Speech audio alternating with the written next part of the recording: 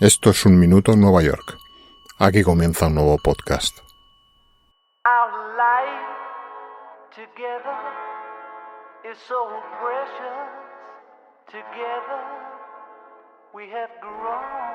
Nueva York, 1980, 8 de diciembre, lunes. Although our love is still special. En la emisora WNYC suena Just Like Starting Over, el single del último disco, Double Fantasy, que John ha grabado junto con Yoko y que, si bien no ha llegado al número 1 ni en Gran Bretaña ni en Estados Unidos, está poco a poco ascendiendo puestos en las listas de ventas. Es el primer disco que Lennon publica tras 5 años alejado de los estudios de grabación. John tiene algunas dudas y a veces se pregunta si aún conserva el genio que le hizo llevar junto con Paul, George y Ringo a la cima del estrellato al grupo posiblemente más popular de la historia de la música moderna.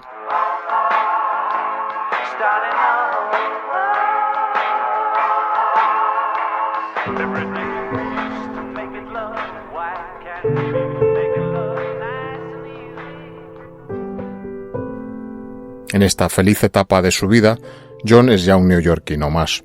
Nueva York es una ciudad en la que se siente a gusto, le permite ser él mismo, expresarse como tal y llevar la vida que siempre quiso y que no siempre pudo permitirse cuando era parte del mito viviente de los Beatles. A estas alturas ha cumplido ya los 40 años y vive feliz junto con Yoko y el hijo que juntos tienen, su segundo hijo, el pequeño Sean, que ahora tiene 5 años y en el que sus padres viven completamente volcados y en el que especialmente el ex-Beatle ha encontrado el punto de referencia de su vida familiar. Nueva York también ha adoptado a John como uno de sus ilustres vecinos desde que se asentaron aquí en 1971 y les adora. No es raro ver a Lennon por la calle realizando simples tareas cotidianas como ir a la tintorería, a la farmacia o comprar su propia ropa en tiendas de Columbus Avenue sin tener que enviar a un asistente en su lugar.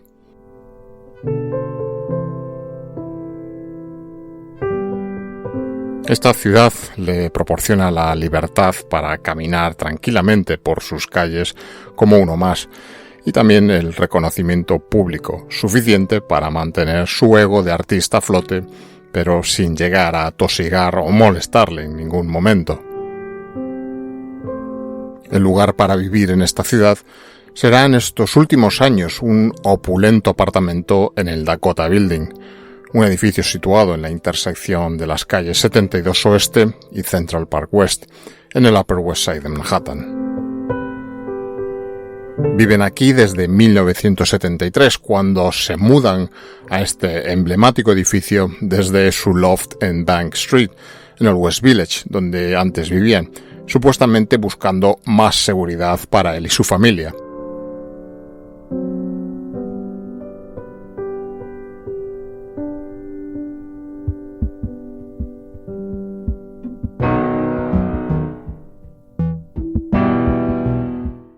Tras pasar el filtro de la Junta de Propietarios o Co-op Board, la pareja adquiere un primer apartamento para posteriormente comprar hasta 5 apartamentos más en el mismo edificio. Así, los Lennon vivirán en la 7ª planta del edificio, en su esquina entre Central Park West y la 72, con unas privilegiadas vistas sobre el parque.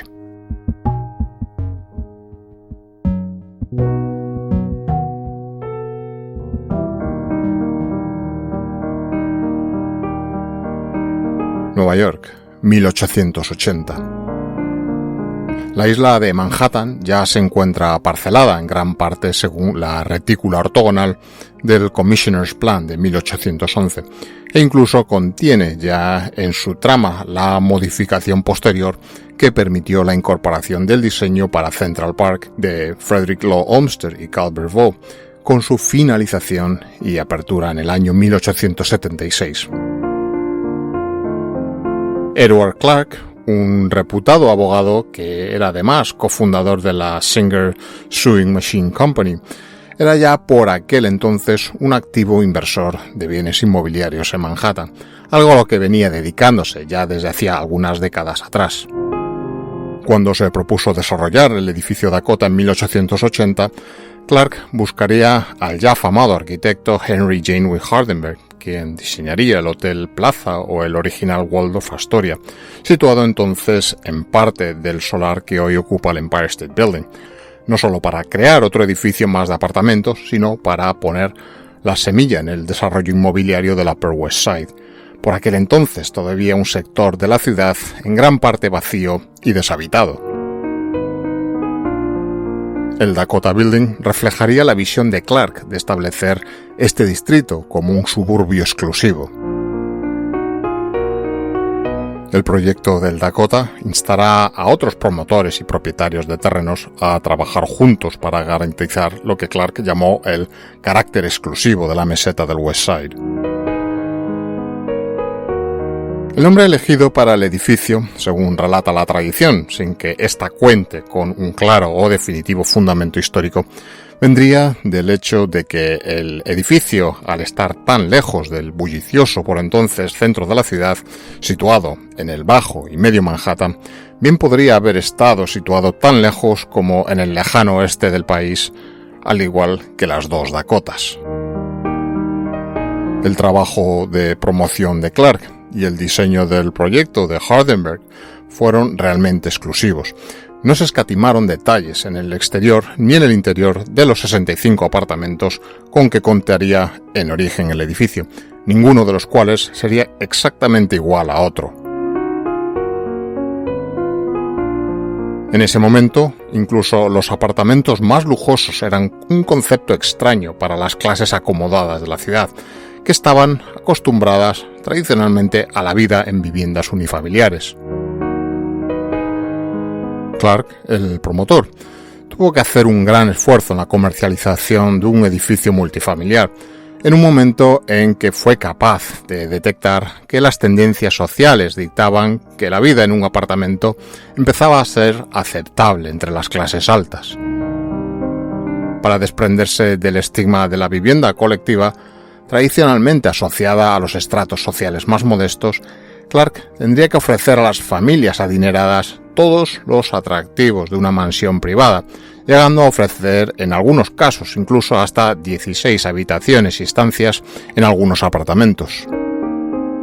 Para la alta sociedad de Manhattan, se puso de moda vivir en este edificio, o al menos alquilar un apartamento como residencia secundaria dentro de la ciudad, y este éxito del Dakota impulsó la construcción de muchos otros edificios de apartamentos de lujo en Manhattan.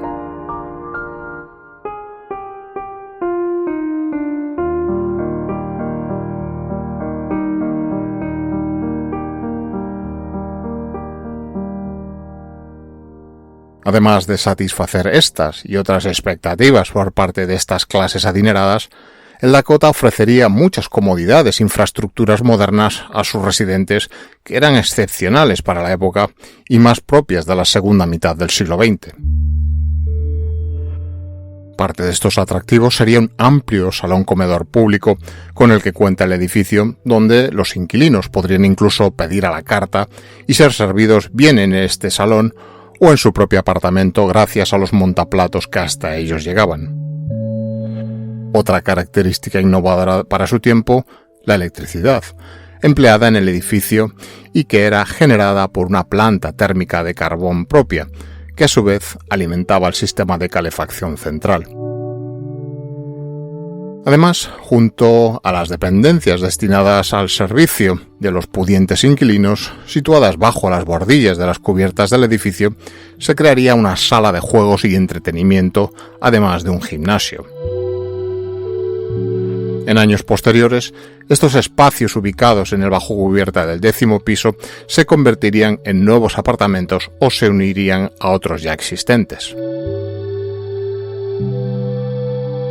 El Dakota Building también contaría con su propio jardín privado, un campo de croquet e incluso una cancha de tenis en la parte posterior del edificio entre las calles 72 y 73.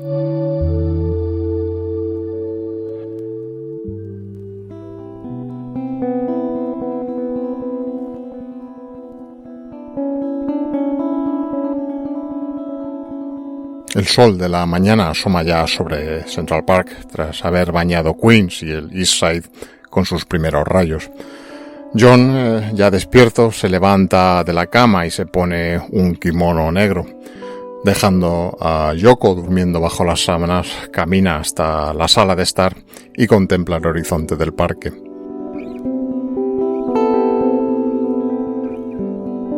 Al despertarse, Yoko le encuentra mirando a través del ventanal, perdido en sus pensamientos mientras la luz del sol inunda la habitación, una habitación de paredes blancas, decorada de manera austera. Ambos se encuentran en lo más alto de su relación personal y profesional. Tras la grabación de Double Fantasy, están escalando puestos en las listas de éxitos e incluso se encuentran ocupados trabajando en un nuevo álbum. Hoy es uno de los días de diciembre más calurosos que los neoyorquinos puedan recordar, pero John y Yoko no tienen tiempo para disfrutarlo. En sus agendas tienen un día completo de trabajo por delante, incluida una sesión fotográfica y una entrevista para la radio. Mientras tanto, a 20 manzanas al sur, en el Sheraton Center Hotel, en la 7ª Avenida, Mark David Chapman también está comenzando un nuevo día. Chapman, que trabaja como guardia de seguridad en Hawái, ha volado a Nueva York hace 2 días con una clara intención. Durante el fin de semana previo a este fatal lunes, pasará muchas horas deambulando y esperando en los alrededores del edificio Dakota, donde John y Yoko viven.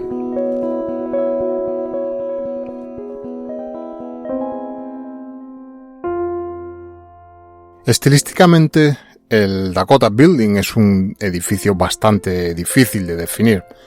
Los puntos de referencia estilísticos que tomaría Hardenberg serían mixtos, lo que lleva a los críticos a emplear un vocabulario también mixto en su definición.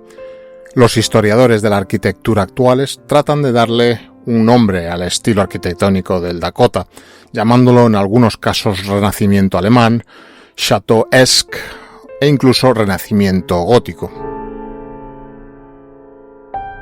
Esta cierta confusión es el fruto de la mezcla de estilos históricos empleada por Hardenberg. En cuanto a su disposición en planta, el Dakota es un edificio de planta cuadrada construido alrededor de un patio central. Cuando el Dakota hizo su debut en 1884, la propiedad contaba con un total de 65 apartamentos, contando con desde 4 a 20 habitaciones cada uno, 8 ascensores y un total de 9 plantas. Las habitaciones, de las cuales no había 2 iguales, se hallaban ornamentadas con suelos de mármol, ricas carpinterías de caoba e iluminación eléctrica, lo que la convirtió en una de las primeras residencias a gran escala en ofrecer tales instalaciones. No es de extrañar entonces que todas y cada uno de los apartamentos del Dakota se llegaran a alquilar antes incluso de que se inaugurase el edificio. A estos exclusivos apartamentos se accede por escaleras y ascensores situados en los núcleos que encontramos en las 4 esquinas del patio interior. Las escaleras de servicio independientes y los ascensores montacargas que sirven a las cocinas se encuentran a mitad de la manzana.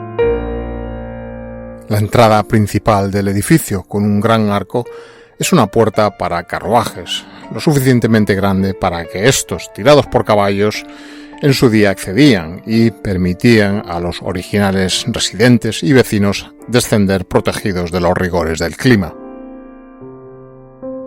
Muchos de estos carruajes se guardaban en un edificio auxiliar a modo de cochera y establo de varios pisos, construido en 2 fases entre 1891 y 1894 en la esquina suroeste de la calle 77 y la avenida Ámsterdam, donde mediante ascensores se trasladaban y guardaban los carruajes en los distintos pisos. Esta construcción auxiliar, el edificio llamada Dakota Stables, funcionó como cochera hasta febrero de 2007, cuando estaba previsto que se transformara en un nuevo edificio residencial o condominio. Desde entonces y tras su construcción, esta antigua ubicación del Dakota Stables es ocupada por un edificio residencial llamado The Harrison.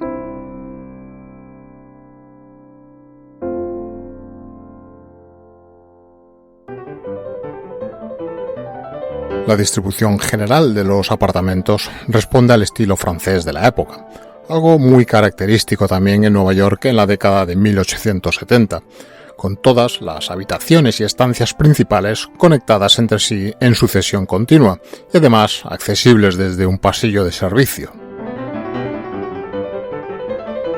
Esta disposición permite una circulación natural para los residentes de una habitación a otra, especialmente en ocasiones sociales, pero también da al personal de servicio una circulación separada y discreta, con acceso directo de servicio a las estancias principales.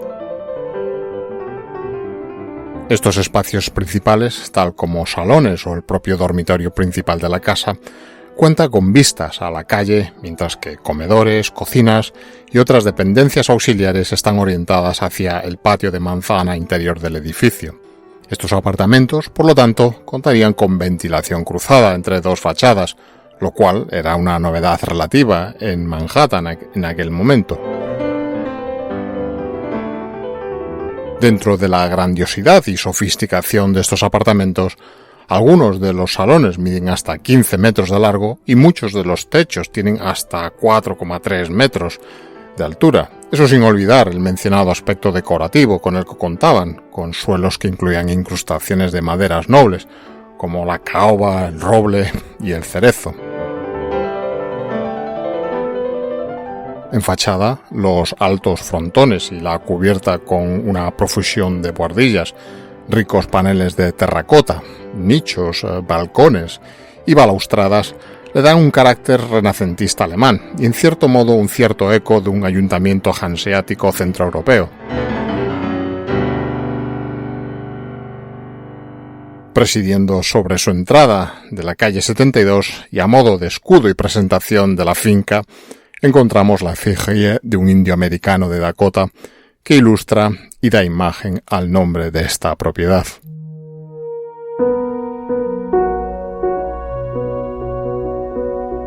Nueve de la mañana. John y Yoko salen del Dakota y desayunan en el café La Fortuna, en la calle 71 Oeste. John tomará unos huevos Benedict y lo acompañará con un cappuccino y un cigarrillo gitán. Después decide darse un corte de pelo, tras lo cual la pareja regresa al apartamento para recibir en él a la fotógrafa Annie Leibovitz. 11 de la mañana. John, que está encantado de volver a trabajar con ella, le dice a Annie que tiene una idea para la sesión de fotos de la revista Rolling Stone que ella debe completar. Le confiesa que sabe que la revista probablemente lo querrá solo él en la portada, pero tiene la esperanza de que incluyan también a Yoko en ella. Luego le cuenta su idea para la foto de portada. Quiere ser fotografiado desnudo, aferrado a una Yoko vestida. Leibovitz no tiene ningún problema con eso, y será así como se hagan las fotos. La imagen resultante aparecerá en la portada de la revista Rolling Stone semanas después. 1 de la tarde. El productor de radio de San Francisco, Dave Scholling, llega para realizar la que se convertiría a la postre en la última entrevista de John. Durante la sesión, que durará 3 horas, Lennon declara: «Considero que mi trabajo no estará terminado hasta que esté muerto y enterrado, y espero que eso sea dentro de mucho tiempo».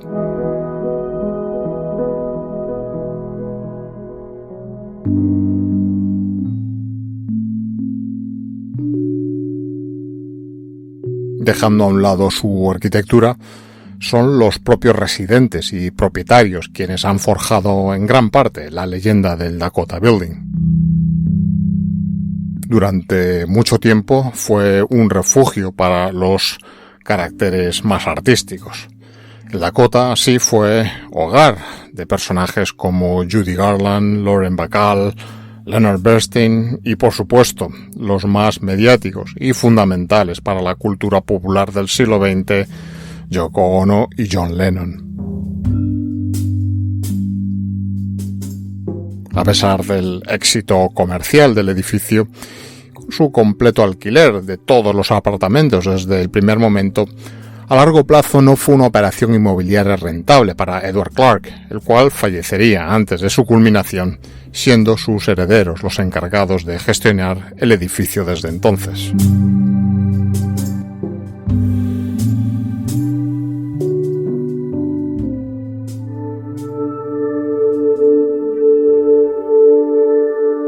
Cuatro y media de la tarde. Una vez finalizada su entrevista con la pareja, Scholling ofrece a John y Yoko llevarlos al estudio de grabación. Fuera del Dakota, la acera está repleta de neoyorquinos que se dirigen a sus casas o al metro en la parada que frente al Dakota se encuentra. Entre ellos se encuentra Chapman, decidido a atentar contra Lennon, a quien considera un farsante, un activista de izquierda con un estilo de vida de millonario. A pesar del benévolo clima que en Nueva York se daba ese día, Chapman usa ropa interior térmica, pantalones verdes, una camisa y un suéter, además de un grueso abrigo largo, también verde, completado con un gorro de piel sintética, guantes y una bufanda del mismo color que el resto de su atuendo. Un revólver del 38 está oculto en el bolsillo interior de su abrigo. Chapman le entrega a John una copia de Double Fantasy para que se la firme. John, que viste una chaqueta de cuero negra sobre un suéter azul y una camiseta roja, sobre la portada del álbum escribe escuetamente John Lennon 1980. Devolviéndoselo, mira a Chapman brevemente a los ojos y le pregunta mientras se dispone a subir al coche que le espera: «Aquí tienes, ¿es esto lo que quieres?». John y Yoko pasarán 4 horas y media trabajando en el estudio de Record Factory. Están trabajando en una canción llamada Walking on Thin Ice. El tema está programado para ser lanzado como sencillo por Yoko, y John le dice, entusiasmado, que acaba de grabar su primera canción número 1. Durante la sesión, David Geffen, jefe del sello discográfico con el que John y Yoko han firmado, visita a la pareja en el estudio de grabación para decirles que Double Fantasy acaba de convertirse en disco de oro. John sale del estudio rebosante de felicidad, probablemente más feliz que nunca en los últimos años. Con su productor Jack Douglas y sonriendo, John queda en regresar al estudio a las 9 de la mañana al día siguiente para continuar trabajando en el nuevo disco.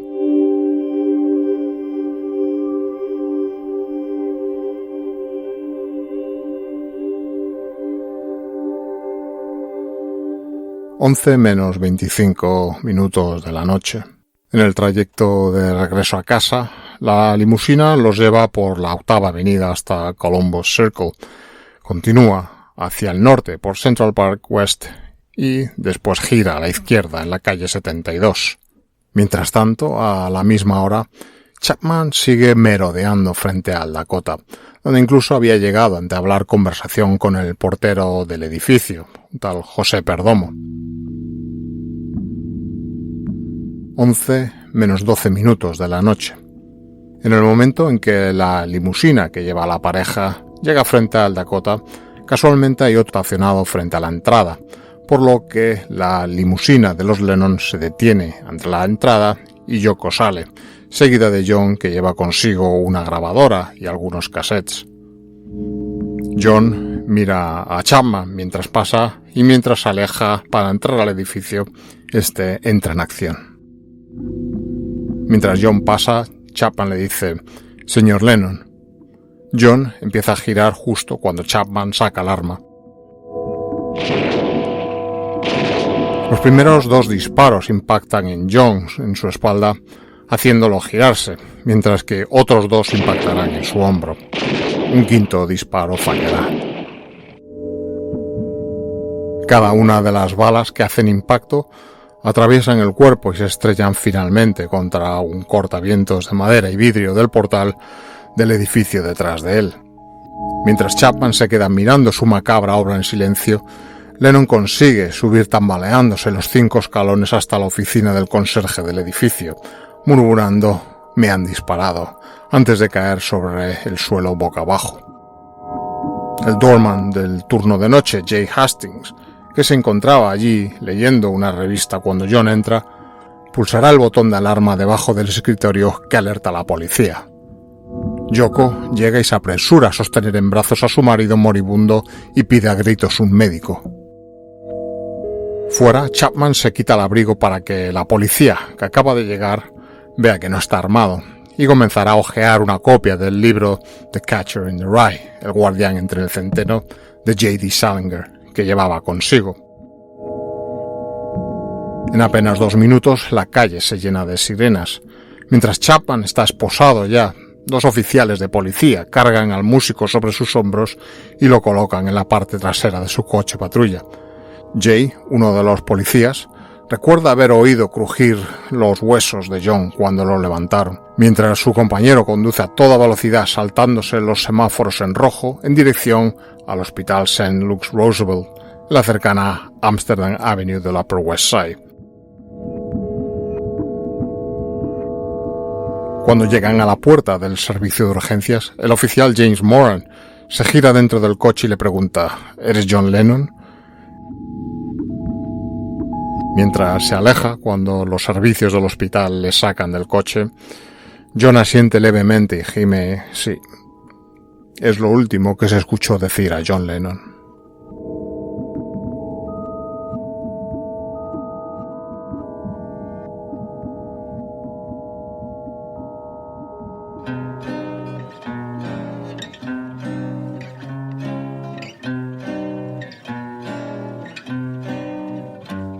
Además de por su historia y residentes notables, el Dakota Building también es conocido por los aficionados al género de terror por el nombre de Bramford, incluido en la película Rosemary's Baby de Roman Polanski de 1968. Si bien el Dakota real puede no ser tan siniestro como su contraparte cinematográfica, hay, según los aficionados a los temas, mucha historia relacionada con encantamientos y apariciones en sus pasillos, algo que seguramente mantendría a los fanáticos de lo paranormal despiertos si tuviesen la oportunidad de pasar en el Dakota una noche. Según otros, después de la trágica muerte de Lennon, hubo quien siguió viéndolo merodeando por el Dakota e incluso su viuda afirmó una vez haberlo visto sentado en su apartamento frente a su piano blanco. Lennon, sin embargo, no sería el primer fantasma en llamar hogar al Dakota.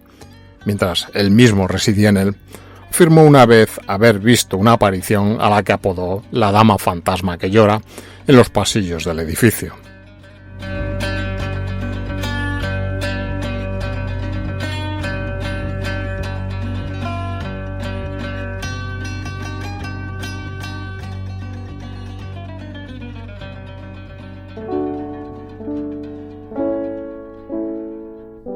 Once y 1 minuto de la noche. Cuando John es atendido en urgencias, ha perdido el 80% de su sangre y prácticamente no tiene pulso. El doctor Stephen Lynn, director del servicio, regresa apresuradamente al hospital momentos después de haber terminado su turno. Declara que para darle alguna oportunidad de sobrevivir necesitaron hacer una toracotomía de emergencia. Hicimos una incisión en el pecho izquierdo y separamos las costillas y lo que encontramos fue sangre en grandes cantidades. Buscamos una lesión en el corazón o en los vasos sanguíneos cercanos, pero lo que descubrimos fue que todos los vasos principales que salían del corazón simplemente estaban destruidos. Literalmente sostuve su corazón en mi mano y bombeé, pero cada vez que bombeaba, la mayor parte de lo que bombeaba simplemente salía por todos los orificios. Era totalmente inútil. Aunque 7 médicos han intentado desesperadamente reanimarlo, John finalmente es declarado muerto. La causa oficial es una hemorragia masiva.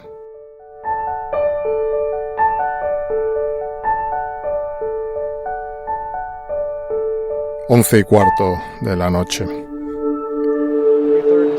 case the folks missed the earlier news flash, ABC News has confirmed that John Lennon, a member of the famed Beatles, maybe the best known member, was shot twice in the back outside of his apartment building in the west side of New York tonight, rushed to the Roosevelt Hospital, dead on arrival. An unspeakable tragedy, details on Nightline. En la retransmisión del ABC Monday Night Football, Howard Cosell anuncia la muerte de John al mundo. Una tragedia indescriptible, confirmado por ABC News en la ciudad de Nueva York. John Lennon, en el exterior de su edificio de apartamentos en el West Side, quizá el más famoso de todos los Beatles, ha recibido 2 disparos por la espalda.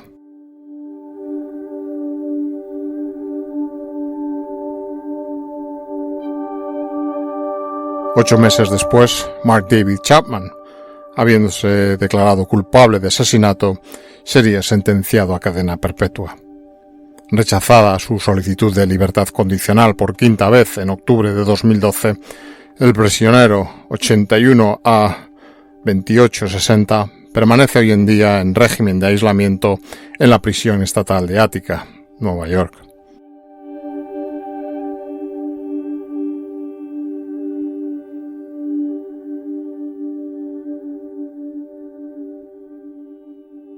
En 1969, el Dakota fue designado como Monumento Histórico de la ciudad de Nueva York y en 1976 Monumento Histórico Nacional. El Dakota Building sigue siendo una de las direcciones más afamadas de la ciudad de Nueva York hasta el día de hoy y cita inevitable para todo aquel que visita el Upper West Side y Central Park.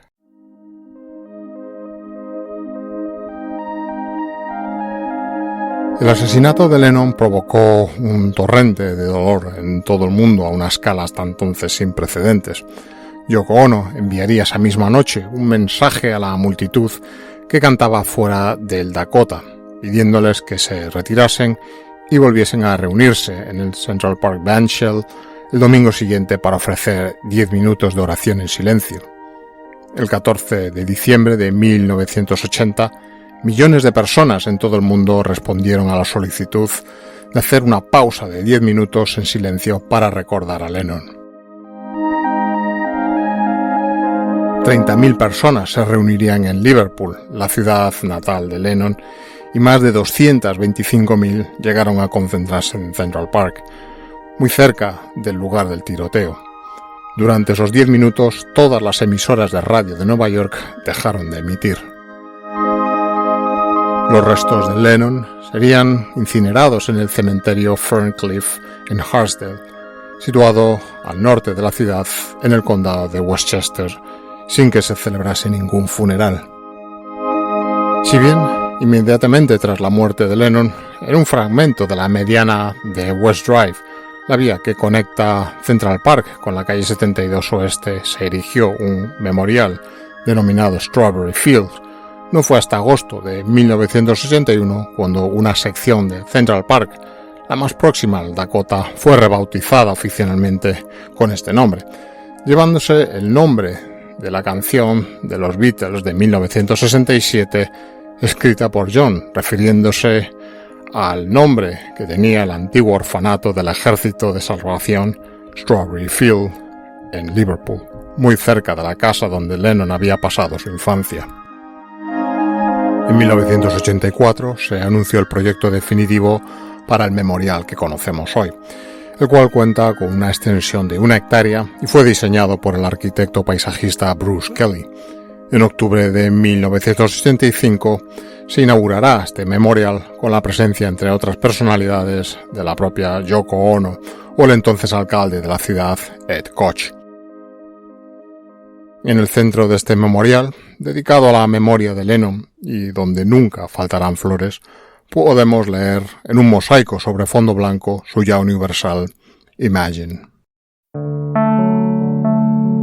Siendo un edificio tan atractivo para muchos de los bolsillos más pudientes de la Gran Manzana, con su junta de propietarios o co-op board que supervisa las nuevas solicitudes de candidatos a ser propietarios de algún apartamento en el edificio, personajes famosos como Melanie Griffith y Antonio Banderas, Cher, Billy Joel o Madonna fueron todos ellos candidatos rechazados por esta estricta y exclusiva junta. En 2015 se llegó a presentar una demanda judicial alegando que la junta del edificio ejercía la aprobación de los propietarios basados supuestamente en criterios racistas, aunque el caso fue desestimado poco después por el juez por falta de pruebas. A día de hoy, el Dakota Building cuenta con un total de 94 apartamentos, la mayoría de los cuales se encuentran ocupados. Sin embargo, actualmente hay 4 vacantes en venta en el edificio, que van desde un apartamento de 12,5 millones de dólares con unas espléndidas vistas al parque y 3 dormitorios, hasta un apartamento de 68 metros cuadrados de solo un dormitorio por la módica suma de $1.300.000. Y aunque probablemente necesitaríamos mucho más que un nombre famoso y un presupuesto considerable para llegar a ser propietarios en este icónico edificio, contemplar a través de sus ventanas las lujosas salas, habitaciones y la propia arquitectura del edificio desde una distancia seguro tampoco nos va a costar nada.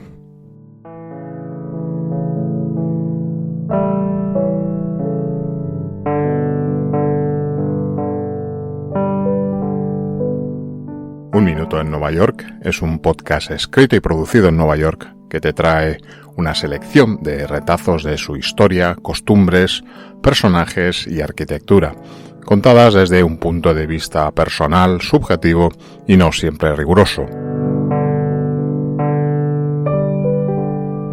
El podcast está disponible para ser escuchado o suscribirte a él en las principales plataformas de publicación de podcast y además es emitido periódicamente como parte de la programación de radioviajera.com. Para conocer más sobre Nueva York, si quieres, puedes seguir las publicaciones y otros contenidos relacionados con el programa en redes sociales como Twitter, Instagram o Facebook, donde te será muy fácil encontrarlo.